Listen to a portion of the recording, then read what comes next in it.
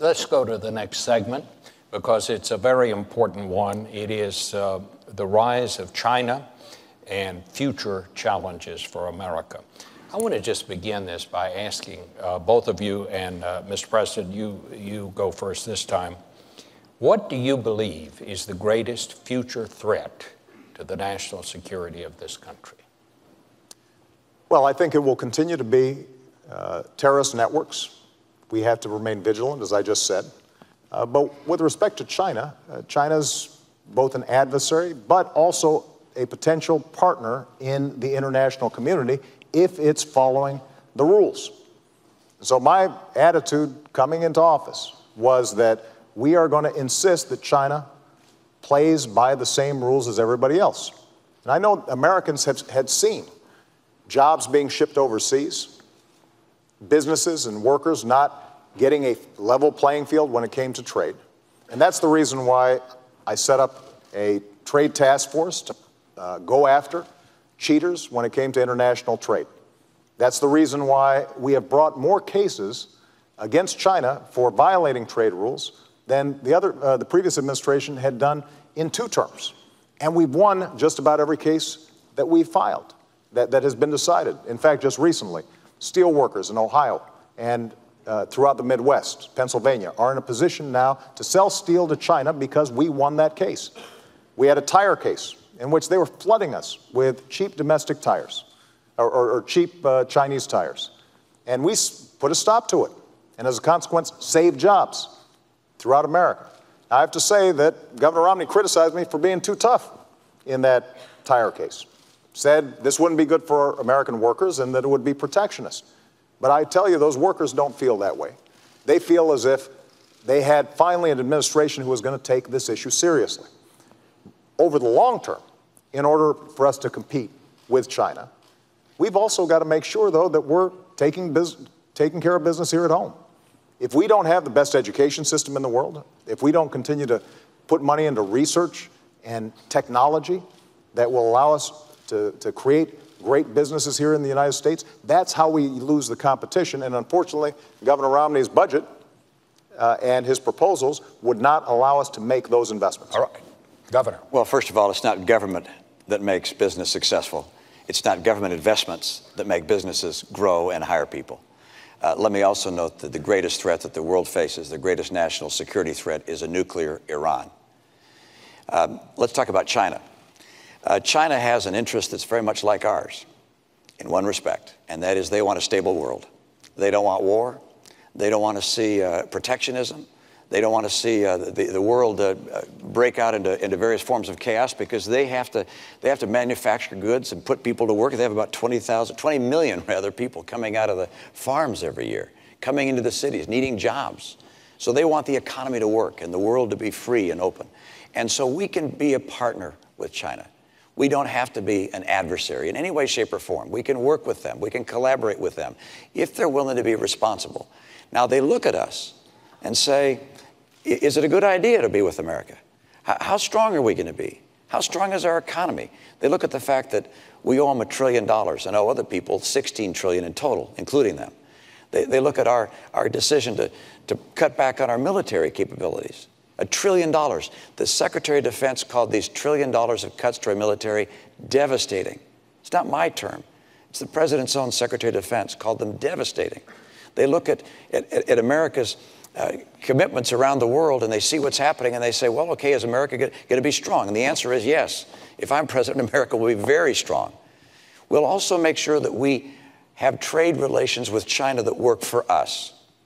I've watched year in and year out as companies have shut down and people have lost their jobs because China has not played by the same rules, in part by holding down artificially the value of their currency. It holds down the prices of their goods. It means our goods aren't as competitive and we lose jobs. That's got to end. They're making some progress. They need to make more. That's why on day one, I will label them a currency manipulator, which allows us to apply tariffs where they're taking jobs. They're stealing our intellectual property, our patents, our designs, our technology, hacking into our computers, counterfeiting our goods.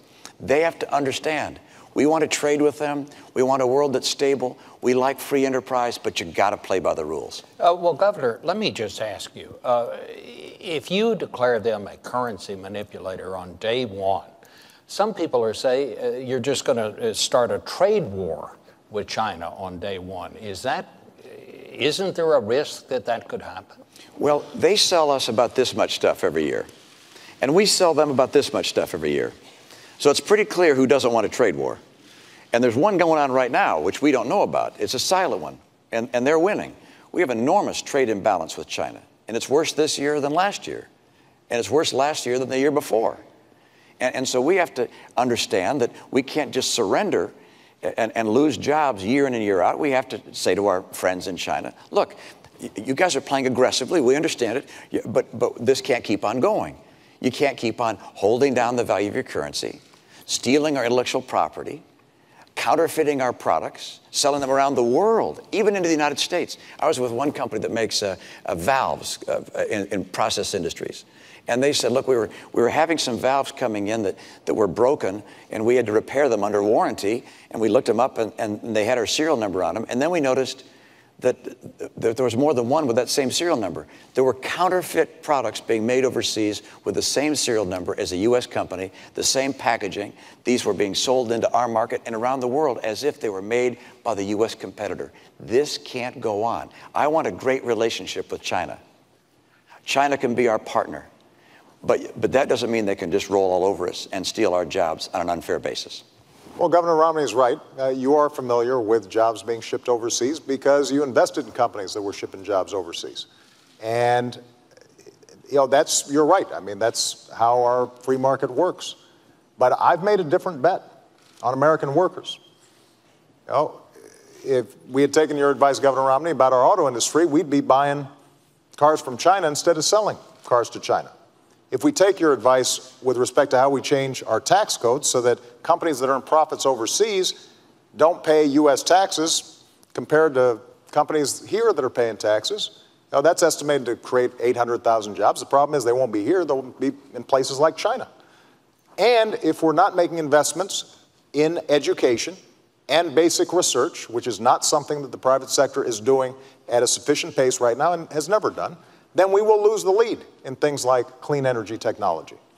Now, with respect to what we've done with China already, U.S. exports have doubled since I came into office to China, and actually currencies are at their most advantageous point for U.S. exporters since 1993.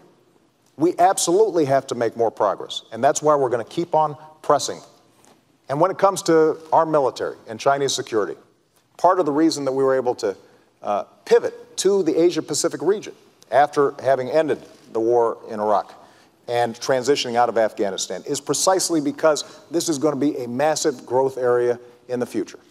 And we believe China can be a partner, but we're also sending a very clear signal that America is a Pacific power, that we are going to have a presence there. We are working with countries in the region to make sure, for example, that ships can pass through, that commerce continues, and we're organizing trade relations with countries other than China so that China starts feeling more pressure about meeting basic international standards. That's the kind of leadership we've shown in the region. That's the kind of leadership that we'll continue to show. I just want to take one of those points. Again, attacking me is not talking about an agenda for getting more trade and opening up more jobs in this country. But the president mentioned the auto industry and that somehow I would be in favor of jobs being elsewhere. Nothing could be further from the truth. I'm a son of Detroit. I was born in Detroit. My dad was head of a car company. I like American cars. And I would do nothing to hurt the U.S. auto industry. My plan to get the industry on its feet when it was in real trouble was not to start writing checks. It was President Bush that wrote the first checks. I disagree with that. I said these companies need to go through a managed bankruptcy, and in that process, they can get government help and government guarantees, but they need to go through bankruptcy to get rid of excess cost and the debt burden that they'd built up. And fortunately, Romney, the president took what you said. Fortunately, the president. You can take a look at the op-ed. Governor Romney, you can take a look at the op-ed. You did not say that you would provide governor help. I said that we would provide guarantees. And that was what was able to allow these companies to go through bankruptcy, to come out of bankruptcy. Under no circumstances would I do anything other than to help this industry get on its feet. And the idea that has been suggested that I would liquidate the industry, of course not. Of course not. Let's check the record. That's the height of silliness. I have never said I would liquidate the industry. Governor, I want to keep the industry going and forget. thriving. And that's why I have the kind of commitment to make sure that our industries in this country can compete and be successful. We in this country can compete successfully with anyone in the world, and we're going to. We're going to have a president, however, that doesn't think that somehow the government investing in car companies like Tesla and Fisker, making electric battery cars. This is not research, Mr. President. These are the government investing in companies, investing in Solyndra. This is a company. This isn't basic research. I want to invest in research. Research is great. Providing funding to universities and think tanks, great. But investing in companies, absolutely not. Governor, that's the wrong way to go. I'm still speaking. Well, so I want to make sure that we make America more competitive, and that we do those things that make America the most attractive place in the world for entrepreneurs, innovators, businesses to grow. But your investing in companies doesn't do that. In fact, it makes it less likely for them to come here, Governor, because the private sector is not going to invest in a solar company. I'm happy to respond. If you're investing government money in someone else's. Look, I think anybody out there can check the record.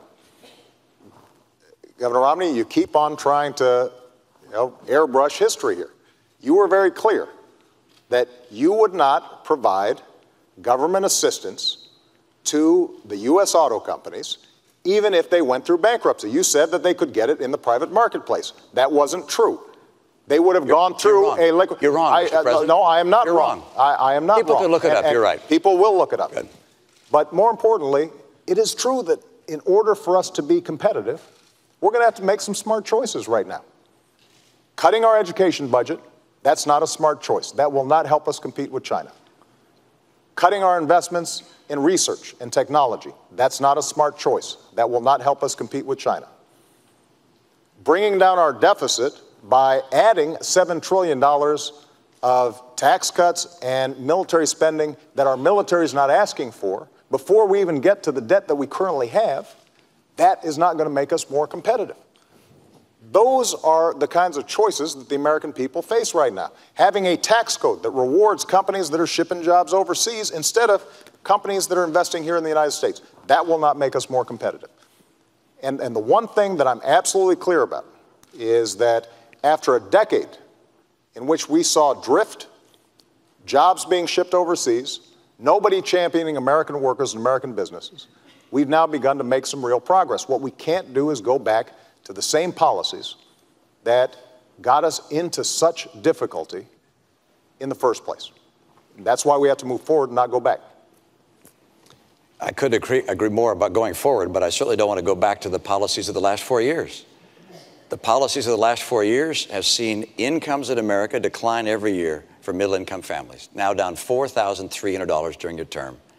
23 million Americans still struggling to find a good job. When you came to office, 32 million people on food stamps. Today, 47 million people on food stamps. When you came to office, just over $10 trillion in debt. Now, $16 trillion in debt. It hasn't worked. You said by now we'd be at 5.4% unemployment. We're 9 million jobs short of that. I've met some of those people. I've met them in Appleton, Wisconsin. I met a young woman in Philadelphia who's coming out of college, can't find work. Ann was with someone just the other day that was just weeping about not being able to get work. It's just a tragedy in a nation so prosperous as ours that these last 4 years have been so hard. And that's why it's so critical that we make America once again the most attractive place in the world to start businesses, to build jobs, to grow the economy. And that's not going to happen by just hiring teachers. Look, I love teachers, and I'm happy to have states and communities that want to hire teachers do that. By the way, I don't like to have the federal government start pushing its way deeper and deeper into our schools. Let the states and localities do that. I was a governor. The federal government didn't hire our teachers. But I love teachers. But I want to get our private sector growing, and I know how to do it. I think we all love teachers. Gentlemen, thank you so much for a very vigorous debate. We have come to the end. It is time for closing statements. I believe you're first, Mr. President. Well, thank you very much, Bob, Governor Romney, and to Lynn University. You've now heard 3 debates, months of campaigning, and way too many TV commercials. And now you've got a choice. Over the last 4 years, we've made real progress digging our way out of policies that gave us 2 prolonged wars, record deficits, and the worst economic crisis since the Great Depression. And Governor Romney wants to take us back to those policies. Foreign policy that's wrong and reckless, economic policies that won't create jobs, won't reduce our deficit, but will make sure that folks at the very top don't have to play by the same rules that you do. And I've got a different vision for America. I want to build on our strengths. And I've put forward a plan to make sure that we're bringing manufacturing jobs back to our shores by rewarding companies and small businesses that are investing here, not overseas. I want to make sure we've got the best education system in the world, and we're retaining our workers for the jobs of tomorrow.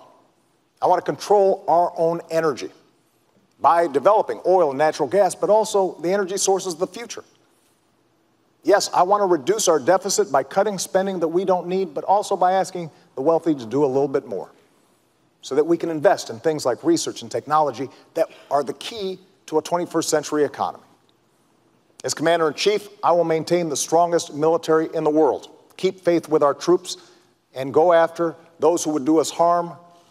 But after a decade of war, I think we all recognize we got to do some nation building here at home, rebuilding our roads, our bridges, and especially caring for our veterans who sacrificed so much for our freedom.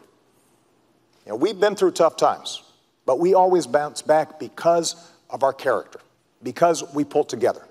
And if I have the privilege of being your president for another 4 years, I promise you I will always listen to your voices, I will fight for your families, and I will work every single day to make sure that America continues to be the greatest nation on earth. Thank you. Governor. Thank you, Bob, Mr. President, folks at Lynn University, good to be with you. I'm optimistic about the future. I'm excited about our prospects as a nation. I want to see peace. I want to see growing peace in this country. It's our objective. We have an opportunity to have real leadership. America is going to have that kind of leadership and continue to promote principles of peace that will make a world a safer place and make people in this country more confident that their future is secure. I also want to make sure that we get this economy going. And there are 2 very different paths the country can take. One is a path represented by the president, which at the end of 4 years would mean we'd have $20 trillion in debt, heading towards Greece. I'll get us on track to a balanced budget. The president's path will mean continuing declining in take-home pay. I want to make sure our take-home pay turns around and starts to grow. The president's path means 20 million people out of work, struggling for a good job. I'll get people back to work with 12 million new jobs. I'm going to make sure that we get people off of food stamps, not by cutting the program, but by getting them good jobs. America's going to come back, and for that to happen, we're going to have a president who can work across the aisle. I was in a state where my legislature was 87% Democrat. I learned how to get along on the other side of the aisle. We've got to do that in Washington. Washington is broken.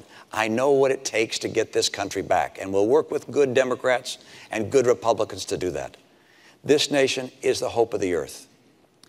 We've been blessed by having a nation that's free and prosperous thanks to the contributions of the greatest generation.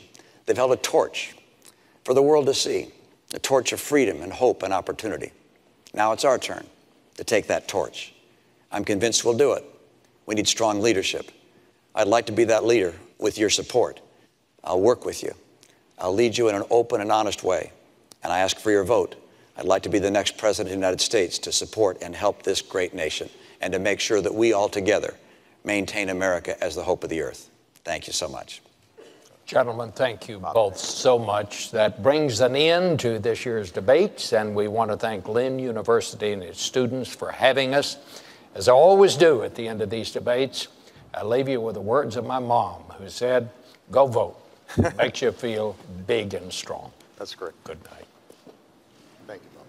Thank you. Nice job. Good. Thank you. I really enjoyed it.